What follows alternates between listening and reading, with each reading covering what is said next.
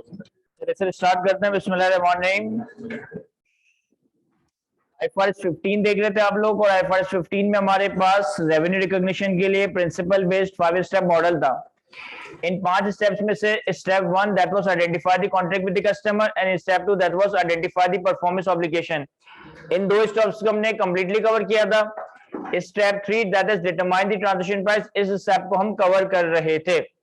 Transaction price के step में transaction price की डिटर्मिनेशन में 4 चीजों को कंसीडर करना है। 4 चीजें ट्रांजैक्शन प्राइस की नेचर, टाइमिंग, अफेक्ट और अमाउंट को किसी न किसी वे में अफेक्ट कर रही थी। इन 4 चीजें थी, number 1 non cash consideration, number 2 consideration payable to the customer, number 3 significant financing component, and number 4 variable consideration. तो इन 4 स्पेसिफिक चीजों में से नॉन कैश कंसिडरेशन और consideration payable to the customer हमने कंप्लीटली कवर कर लिया था। लास्ट क्लास में सिग्निफिकेंट फाइनेंसिंग कंपोनेंट के हवाले से कुछ डिस्कशन की थी, 1-2 बातें सिग्निफिकेंट फाइनेंसिंग कंपोनेंट के हवाले से रह गई थी, और फिर हमने वेरिएबल कंसिडरेशन को आज कवर करना है। सर कोई रिकैप करें कि सिग्निफिकेंट फाइनेंसिंग कंपोनेंट के हेडिंग में हमने क्या कॉन्सेप्ट्स कवर किए। सिग्निफिकेंट फाइनेंसिंग कंपोनेंट के हेडिंग में हमने ये बात कवर की कि अगर आपके कॉन्ट्रैक्ट की पेमेंट टर्म्स, अगर आपके कॉन्ट्रैक्ट की पेमेंट टर्म्स इस तरह से डिसाइडेड है कि वो एंटिटी को या buyer of goods and services को, कि वो एंटिटी को या कस्टमर को, इन दोनों में से किसी एक को फाइनेंसिंग का बेनिफिट प्रोवाइड करे, फाइनेंसिंग का बेनिफिट प्रोवाइड करे, तो there is a financing component, there is a financing component in your contract. आपकी कंसिडरेशन के अंदर कोई ना कोई फाइनेंसिंग का कंपोनेंट हो सकता है। आपने ये करना है कि फाइनेंसिंग के कंपोनेंट को एडजस्ट करना है in order to determine the accurate transaction price. Generally अगर पेमेंट डेफर हो रही है, तो फाइनेंसिंग का बेनिफिट बायर एंजॉय कर रहा है, यानी कि सप्लायर यानी कि सेलर अपने पास कोई ना कोई इंटरेस्ट इनकम रिकॉर्ड कर रहा होगा। और जनरली जब पेमेंट एडवांस में हो रही है और delivery of goods and service future में हो रहा हो, तो इसका मतलब है कि फाइनेंसिंग का बेनिफिट सप्लायर सेलर एंजॉय कर रहा है, वो अपने पास कोई ना कोई इंटरेस्ट एक्सपेंस रिकॉर्ड कर रहा होगा। फिर हमने ये कहा था कि जो फाइनेंसिंग का कंपोनेंट है, जो फाइनेंसिंग की टर्म्स एंड कंडीशंस है, हो सकता है कॉन्ट्रैक्ट में स्पेसिफिकली एक्सप्रेसली स्टेटेड हो, एग्रीड हो, या हो सकता है कि implied by the payment terms हो।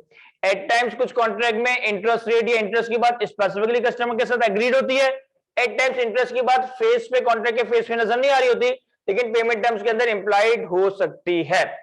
फिर एक छोटी सी एक्सेप्शन थी कि अगर डिलीवरी डेट और पेमेंट डेट के दरमियान जो ड्यूरेशन अगर वो 12 महीने या 12 महीनों से कम है, तो यहां भी कोई ना कोई फाइनेंसिंग कंपोनेंट हो सकता है, लेकिन वो फिर सिग्निफिकेंट नहीं कहलाया जाएगा, तो हम इसे इग्नोर करके एग्रीड या फुल कंसिडरेशन भी अपना रेवेन्यू रिकॉर्ड कर सकते हैं। एक सवाल ये क्रिएट होता है कि सर हमें स्टिल कैसे पता चलेगा कि कॉन्ट्रैक्ट में फाइनेंसिंग कंपोनेंट है या नहीं है। तो इसके 2 इंडिकेटर्स है। नंबर 1, किसी भी गुड्स एंड सर्विस की अगर कैश सेलिंग प्राइस और कॉन्ट्रैक्ट की एग्रीड कंसिडरेशन, इन दोनों में फर्क आ रहा है, तो देयर इज अ पॉसिबिलिटी कि यहां पे कोई ना कोई फाइनेंसिंग कंपोनेंट है। अगर एक गुड्स या सर्विस कैश में एक सर्टेन प्राइस पे बिक रहा है और डेफर्ड पेमेंट पे या एडवांस पेमेंट पे एक डिफरेंट प्राइस पे बिक रहा है, तो इसका मतलब है देयर इज अ पॉसिबिलिटी कि यहां पे कोई ना कोई फाइनेंसिंग कंपोनेंट हो सकता है। नंबर 2 इंडिकेटर, अगर date of delivery of goods and service and payment date ये दोनों एक साथ नहीं किसी अलग अलग दिन पे हो रहे हैं, तो देयर इज अ पॉसिबिलिटी कि यहां पे कोई ना कोई फाइनेंसिंग कंपोनेंट एग्जिस्ट कर सकता है। अब ये वो बातें थी जो हमने लास्ट क्लास तक डिस्कस की थी, इनके हवाले से कुछ प्रैक्टिस क्वेश्चंस वगैरह कवर किए थे। एक इंपॉर्टेंट कॉन्सेप्ट मैंने आज की क्लास में डिस्कस करना है। इस कॉन्सेप्ट में हम अभी फौरन तो कोई प्रैक्टिस क्वेश्चन नहीं देख रहे होंगे, लेकिन आने वाले वक्तों में इस कॉन्सेप्ट के भी प्रैक्टिस क्वेश्चंस आपको नजर आ जाएंगे। अगर हम अपने पास सिग्निफिकेंट फाइनेंसिंग कंपोनेंट की सेकंड स्लाइड पर आए, तो हमारे पास राइट साइड पे एक बुलेट लिखा है, a significant financing component does not exist when. हमारे पास कुछ सिनेरियोज हैं जिनमें फाइनेंसिंग कंपोनेंट कंसीडर नहीं किया जाएगा, पहला scenario, timing of transfer of control of goods and service is at customer discretion. देखिए हमने एक इंडिकेटर ये कवर किया कि अगर एक दिन date of delivery of goods and service है और किसी और दिन पेमेंट हो रही है, या एक दिन पेमेंट है और किसी और दिन delivery of goods and service हो रही है, तो there is a indicator, there is a possibility कि यहां पे कोई फाइनेंसिंग कंपोनेंट है। लेकिन आपसे कहता है कि अगर ऐसा हो रहा है कि एक दिन पेमेंट हो रही है, आगे जाके गुड्स डिलीवर्ड होंगे, या आज डिलीवरी हो रही है, आगे जाके पेमेंट होंगी, लेकिन गुड्स की डिलीवरी कस्टमर की डिस्क्रिप्शन पे, कस्टमर की मर्जी पे, तो सर यहां पे हम फाइनेंसिंग कंपोनेंट कंसीडर नहीं कर रहे होंगे। इसकी मोस्ट कॉमन एग्जांपल मैंने अपने ही एक प्रैक्टिकल एग्जांपल क्या डिस्कस की थी कि भाई आज आपने FAR2 की फीस जमा करवा दी है स्कूल ऑफ फाइनेंस में, खुदा न खास्ते 1 महीने बाद रिजल्ट आता है, हमारे ग्रुप ए के सारे पेपर्स रुक जाते हैं, तो हम FAR2 फ्रीज करवा देंगे। अब FAR2 फ्रीज तो आपने करवा दिया, पेमेंट कर दी, फ्रीज करवा दिया, अनफ्रीज कब करवाओगे? जब आपका ग्रुप ए क्लियर हो रहा होगा। अब ग्रुप ए क्लियर होने में लेट से 2 साल लग जाते हैं, तो 2 साल तक आपके पैसे मेरे पास पड़े रहे, लेकिन इस पे मैं कोई फाइनेंसिंग कंपोनेंट वर्कआउट नहीं करूंगा, क्योंकि आपकी डिस्क्रिप्शन पे था, कस्टमर की डिस्क्रिप्शन पे था, इस बैच में FAR2 ले लेता, अगले बैच में ले लेता, 1 साल बाद ले लेता, 1.5 साल बाद ले लेता। ये तो आपने 2 साल का टाइम लगा दिया ग्रुप पे पास करने में, कि आपके डिस्क्रिप्शन की वजह से वो गुड्स एंड सर्विस की डिलीवरी 2 साल के बाद की जा रही है। क्या ये समझ आता है? मैं रिलेट कर पा रहे हैं? में से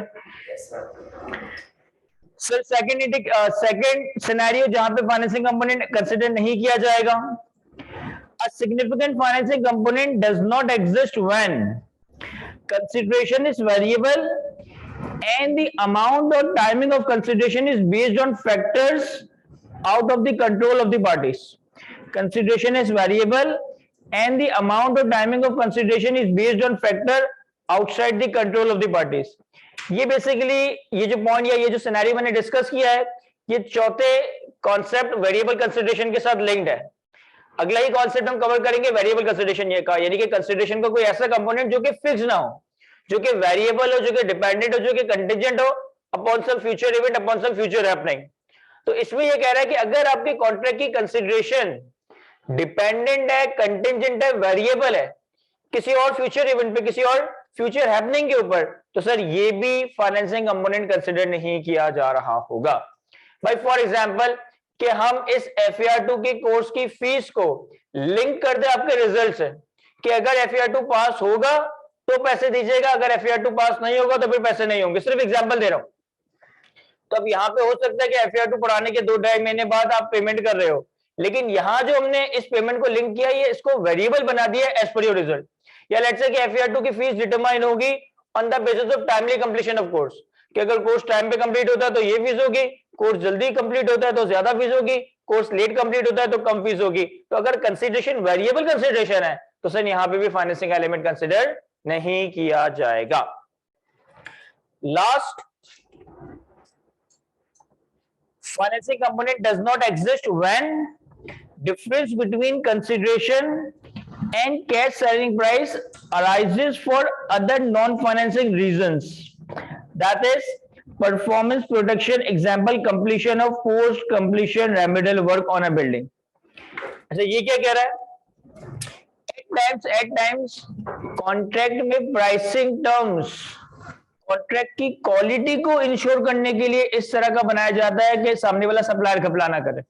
जैसे for example practically construction contracts में ये होता है कि अगर आप किसी से लेट से कोई फैक्ट्री कंस्ट्रक्ट करवा रहे हो, कोई बिल्डिंग कंस्ट्रक्ट करवा रहे हो, कोई भी प्लॉट ऑफ लैंड के ऊपर कोई बेंगलोर कंस्ट्रक्ट करवा रहे हो, यानी कि कोई लॉन्ग टर्म कंस्ट्रक्शन कॉन्ट्रैक्ट आपने किसी कॉन्ट्रैक्टर को अवार्ड किया, तो प्रैक्टिकली ऐसा होता है कि भाई फॉर एग्जाम्पल 500 मिलियन की टोटल कॉन्ट्रैक्ट है, तो 500 मिलियन में से लेट्स से कि वो 50 मिलियन डे 1 पे पे कर देगा पहले दिन एडवांस, बाकी के let's say 420 million over the construction period पे कर रहा होगा, यानी कि जैसे जैसे कंस्ट्रक्शन हो रही होगी 2 साल में 3 साल में थोड़ी थोड़ी करके पे कर रहा होगा, और कुछ परसेंट अमाउंट हमारे एग्जाम्पल में 30 मिलियन रिटेन कर लिया जाएगा, जिसे कहा जाता है रिटेंशन अमाउंट या प्रोटेक्शन अमाउंट, और कंस्ट्रक्शन के कंप्लीट हो जाने की भी 2, 3 या 4 साल के बाद ये अमाउंट पे किया जा रहा होता है। प्रैक्टिकली कंस्ट्रक्शन कॉन्ट्रैक्ट में क्या होता है कि जब भी कंस्ट्रक्शन कॉन्ट्रैक्ट अकाउंट फॉर हो रहे होते हैं तो पेमेंट टर्म्स इस तरह से रखी जाती है कि शुरू में कुछ एडवांस पेमेंट, फिर majority payment during the period of construction, और 5 या 10% amount as a retention money hold कर लिया जाता है कि जब कंस्ट्रक्शन कंप्लीट हो जाएगी उसके भी 1 साल 2 साल या 3 साल गुजर जाएंगे, उसके बाद ही पेमेंट रिलीज की जा रही होगी। सर ऐसा क्यों? Sir in order to make sure कि यार कॉन्ट्रैक्टर ने जो बिल्डिंग बनाई है वो क्वालिटी का काम किया भी है या नहीं। ऐसा ना हो कि हमने सारी पेमेंट कर दी, 6 महीने बाद वो बिल्डिंग गिर जाए, 6 महीने बाद वो फैक्ट्री टूट जाए। तो इस तरह के कॉन्ट्रैक्ट में क्वालिटी को इंश्योर करने के लिए, परफॉर्मेंस को इंश्योर करने के लिए कुछ पेमेंट्स रिटेन की जा रही है। अब यहाँ ये जो मैं 30 मिलियन 2 साल बाद पे कर रहा हूं, यह 30 मिलियन 2 साल बाद पे करने का ऑब्जेक्टिव कोई सूद कमाना या सूद का फायदा उठाना नहीं था, प्रोजेक्ट की क्वालिटी को इंश्योर करना था। तो सर इस तरह के पेमेंट्स में भी कोई फाइनेंसिंग कंपोनेंट कंसिडर नहीं किया जा रहा होगा। तो ये तीन सिनेरियोज है, ये तीन सिनेरियोज है जो कि यहाँ पे डिस्कस्ड हैं कि इन तीन सिनेरियोज में हम फाइनेंसिंग कंपोनेंट को वर्कआउट नहीं करेंगे। Number 1, timing of transfer of control and goods and services at customer description. Number 2, consideration is variable and the amount of timing of consideration is based on factor outside the control of parties. And number 4, difference between consideration and cash selling price arises for other non financing reasons. एक और bullet लिखिए यहाँ पे अपने हाथों से, एक और बुलेट लिखिएगा अपने हाथों से।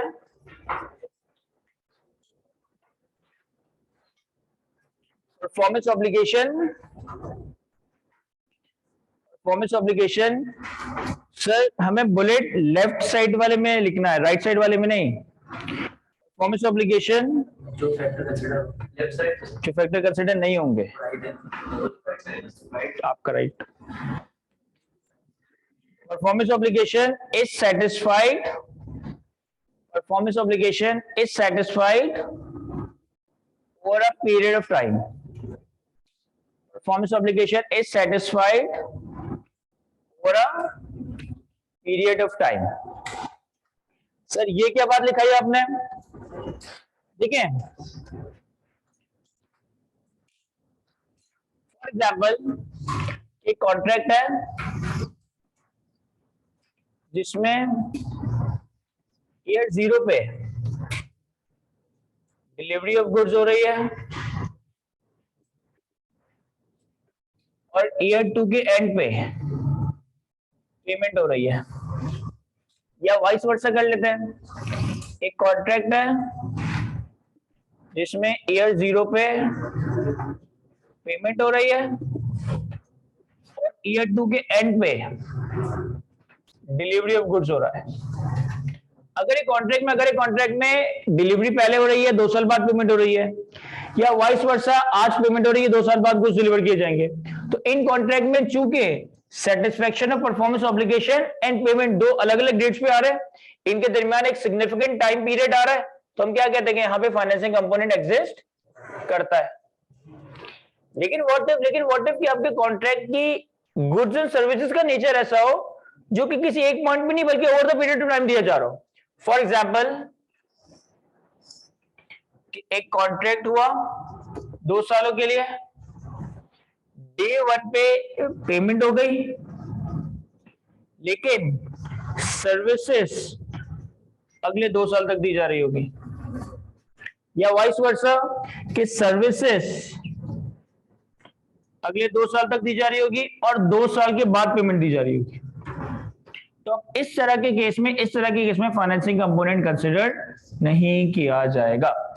जनरली स्कूल्स वगैरह में इसी तरह होता है, मतलब हर स्कूल में तो नहीं, लेकिन कुछ स्कूल्स में क्या होता है कि माँ बाप से पूरे साल की जो मंथली फी, मतलब पूरे साल की जो ट्यूशन फी होती है वो डे 1 से एडवांस में कलेक्ट कर ली जाती है और फिर बच्चे को 1 साल तक तालीम या एजुकेशन प्रोवाइड की जा रही होती।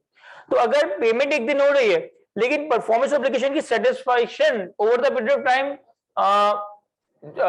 सेग्रीगेट हुई भी है, तो सर इस तरह के केस में आप फाइनेंसिंग कंपोनेंट को कंसिडर नहीं करोगे।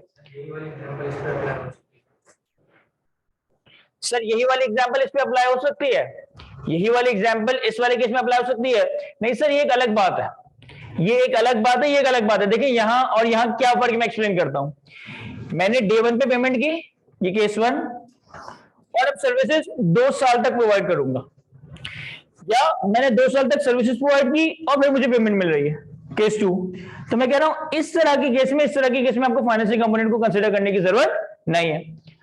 सर फॉर एग्जाम्पल अब को ताहिराज पैकेज देता है कि भाई एफएफआर चल रहा है 20,000 रुपए का, अगर आज आप अभी फीस कर पे कर दो, इवन तो अभी हमारा कैफ का ग्रुप ए भी क्लियर नहीं हुआ, और आज अगर आप एफएफआर की फीस पे कर दे तो आप 15,000 रुपए में एफएफआर की रजिस्ट्रेशन अपनी लॉक करवा सकते हैं।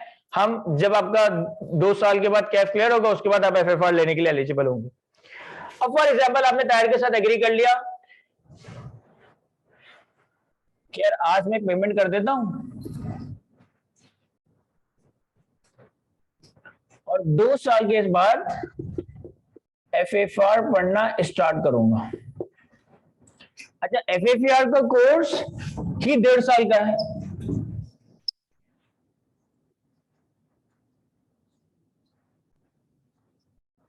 आपने आज पेमेंट की, 2 साल बाद FFR पढ़ना स्टार्ट करोगे और FFR का कोर्स 1.5 साल का है। मुझे पता है क्या यहाँ पे फाइनेंसिंग कंपोनेंट है? अब एट डिस्कशन को फिलहाल इग्नोर कर देते। आपने आज फीस पे कर दी और ये कंफर्म है कि आप 2 साल बाद FFR मुझसे पढ़ोगे। क्या यहाँ पे फाइनेंसिंग कंपोनेंट है? और FFR का कोर्स 1.5 साल का है। सर यहाँ पे फाइनेंसिंग कंपोनेंट है क्योंकि परफॉर्मेंस ऑब्लिगेशन की सेटिस्फेक्शन यहां स्टार्ट होगी, लेकिन पेमेंट 2 साल एडवांस में मिल गई है। अगर ऐसा होता कि भाई यहां पेमेंट मिल रही होती और जो परफॉर्मेंस ऑब्लिगेशन है वो 1.5 साल में प्रोवाइड की जा रही होती, तो अब मैं कहता कि यहां पे फाइनेंसिंग कंपोनेंट नहीं है।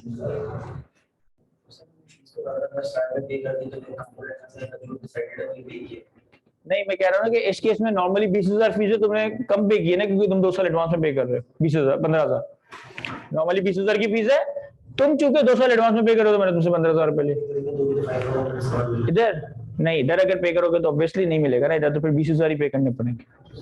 सर इन दोनों एग्जांपल्स में फर्क समझिएगा। यहां परफॉर्मेंस ऑब्लिगेशन 1.5 साल पर स्प्रेड हुआ है, आपने डे 1 पे पेमेंट कर दी। यहां फाइनेंसिंग कंपोनेंट नहीं है। ये जो मैंने चौथी बात आपको लिखवाई है ना, when the performance obligation is satisfied over the time. लेकिन अगर इसको मैं इस तरह की एग्जांपल में डाल दूं कि परफॉर्मेंस ऑब्लिगेशन यहां स्टार्ट होगी, 1.5 साल तक चलेगी, लेकिन इसकी स्टार्ट होने से भी 2 साल पहले आपने पेमेंट कर दी, तो अब यहां पे फाइनेंसिंग कंपोनेंट एग्जिस्ट करता है। अब जैसे कि इन्होंने बात की, तो सर फिर ये वाला केस और ये वाला केस तो सेम है। नहीं सर, ये दोनों सेम केस नहीं है। इस वाले केस में क्या होता है कि भाई आपका कॉन्ट्रैक्ट स्टार्ट हुआ, आपका कॉन्ट्रैक्ट कंप्लीट होगा, यानी कि इस पीरियड में आपको परफॉर्मेंस ऑब्लिगेशन लेट से कंस्ट्रक्शन सर्विसेज प्रोवाइड की जाएगी, और फिर कॉन्ट्रैक्ट कंप्लीट होने के भी कोई 2 साल बाद, कोई 3 साल के बाद आपको रिटेंशन में नहीं दिया जाएगा। तो अब इस पीरियड में कोई परफॉर्मेंस ऑब्लिगेशन सेटिस्फाई नहीं की जा रही, सिर्फ पेमेंट रोट की जा रही है, लेकिन नॉन फाइनेंसिंग रीजन की वजह से वर्क की क्वालिटी को इंश्योर करने के लिए। तो यहाँ भी फाइनेंसिंग कंपोनेंट नहीं। जैसे हम रिटेंशन वाली बात को हटा देते हैं, हम रिटेंशन वाली कंडीशन को हटा देते हैं और सिर्फ कंस्ट्रक्शन पीरियड के टाइम पे जब हम पेमेंट आहिस्ता दे रहे हैं कॉन्ट्रैक्टर को, तो उस टाइम पे तो ये कंडीशन। सर इनका सवाल समझिएगा, इन्होंने कहा रिटेंशन पेमेंट को हटा दे, इन्होंने कहा रिटेंशन पेमेंट को हटा देना। कंस्ट्रक्शन पीरियड लेट से कि कंस्ट्रक्शन पीरियड 3 साल का है, यहां से लेके यहां तक बहुत सारी पॉसिबिलिटीज हो सकती है। सारी पेमेंट डे 1 पे कर दूंगा, या सारी पेमेंट कंप्लीशन पे करूंगा, या थोड़ी थोड़ी पेमेंट करूंगा। इन तीनों में से किस सिनेरियो में फाइनेंसिंग कंपोनेंट है और किस सिनेरियो में फाइनेंसिंग कंपोनेंट नहीं है? सर किसी में भी फाइनेंसिंग कंपोनेंट नहीं। अगर मैं यहाँ पेमेंट कर रहा हूँ, 3 साल तक कंस्ट्रक्शन चल रही है, 3 साल तक कंस्ट्रक्शन चल रही है, यहाँ पेमेंट कर रहा हूँ, या 3 साल तक कंस्ट्रक्शन चल रही है, थोड़ी थोड़ी पेमेंट कर रहा हूँ, इस तीनों में से कहीं पे भी फाइनेंसिंग कंपोनेंट नहीं है, because performance obligation is satisfied over the period of time. Financing component का होना मतलब उस वक्त जरूरी है जब हम एक पीरियड से पहले पैसे देते हैं और परफॉर्मेंस ऑफ अगले साल बाद, मोर देन साल बाद स्टार्ट हो रहा है, मिनिमम साल होना जरूरी है। कोई सवाल? जी मैंने यहाँ बिल्कुल ऑब्वियसली वो एग्जांपल ओवरलैप कर रही है, तो मैंने डिस्क्रिप्शन को हटा दिया। मैंने कहा आज फीस पे करके ये कंफर्म है कि 2 साल बाद ही पढ़ोगे, हम डिस्क्रिप्शन पे नहीं रख रहे कस्टमर के, क्योंकि अगर कस्टमर के डिस्क्रिप्शन पे आ गया फिर तो वैसे ही फाइनेंसिंग कंपोनेंट एलिमिनेट हो जाता है। और सर गुड्स के केस में जैसे 2 महीने बाद चाहिए, 2 साल बाद चाहिए, उसमें तो एक डिस्क्रिप्शन ऑफ कस्टमर ही आ रहा है, 2 साल आज पेमेंट ले लो और 2 साल बाद डिलीवर कर देना, मेरी डिस्क्रिप्शन नहीं, जरूरी नहीं है भाई। फॉर एग्जांपल के आपको एक मशीनरी की नीड 2 साल बाद अराइज होगी, आपने आज एस्टिमेट कर लिया और आपने आज कॉन्ट्रैक्ट करके आज पेमेंट कर दी, लेकिन मशीनरी आपको 2 साल बाद चाहिए। हाँ, आज आपने मशीनरी बाय की, आज पेमेंट कर दी, लेकिन आप अपनी मर्जी से आज डिलीवरी नहीं ले रहे हो, डिलीवरी 2 साल बाद ले रहे हो, तो ये कस्टमर की डिस्क्रिप्शन है। लेकिन मैं कॉन्ट्रैक्ट ही ऐसे कर रहा हूं कि भाई आज मैं पेमेंट कर रहा हूं, लेकिन डिलीवरी 2 साल के बाद लूंगा, क्योंकि मुझे 2 साल बाद नीड अराइज होगी, यानी लॉक कर दिया आपने डिलीवरी टर्म्स, तो अब ये फाइनेंसिंग कंपोनेंट को जन्म दे देगा। Made available to the customer का मतलब तो ये हुआ कि कस्टमर के डिस्क्रिप्शन पे छोड़ दिया ना, अगले दिन मशीनरी ले जाए, 6 महीने बाद ले जाए, 1 साल बाद ले जाए, 1.5 साल बाद ले जाए या 2 साल बाद ले जाए, तो ये तो कस्टमर की डिस्क्रिप्शन हो गई, यहां फाइनेंसिंग कंपोनेंट नहीं है। मैं कस्टमर के साथ ये एग्री कर रहा हूं कि आज पेमेंट और डिलीवरी 2 साल बाद होगी, डिस्क्रिप्शन 2 साल बाद एक्सरसाइज होगी, तो अब यहां पे फाइनेंसिंग कंपोनेंट आ जाएगा। ठीक है सर, इन दोनों के अंदर में बहुत फर्क हो गया है। इसमें ओवर द पीरियड बेनिफिट ले रहा है कस्टमर, इसमें बनाने में जितना भी टाइम लगा रहा है कस्टमर को, तो एंड जब बिल्डिंग कंप्लीट हो जाएगी उसके बाद बेनिफिट मिलना स्टार्ट हो जाएगा।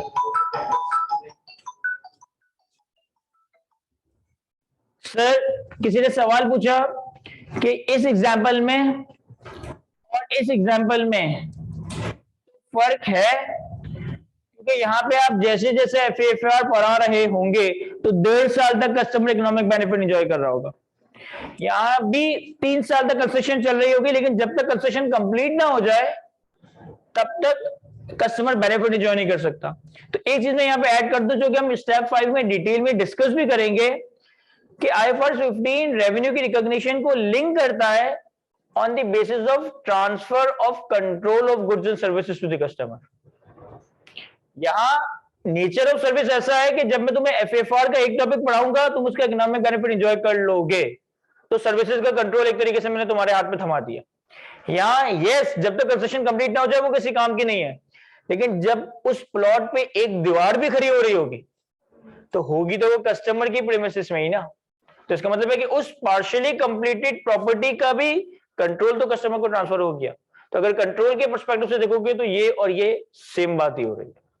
आप कुछ कह रहे थे सर? वो कंसिडरेशन इज वेरिएबल, और अगर outside the control of party, sir आपका है कि एक महीने पहले मैंने FAFR का या FAR का आपके कंट्रोल में है ये बात नहीं, इस तरह के इवेंट्स को हम हमारे कंट्रोल में नहीं कहेंगे, इस तरह के इवेंट्स को हम आउटसाइड द कंट्रोल ही कहेंगे। मतलब कंट्रोल तो ये है कि जहां मैं एस्टेब्लिश करूं, यहां तो ये कि मेरी परफॉर्मेंस एस्टेब्लिश करेगी ना, कि मैं प्रॉपर्ली क्लासेस लूं, क्लास पे टाइम पे आऊं, क्लासेस कैंसिल ना करूं, तो ये टाइम पे कंप्लीट होगा।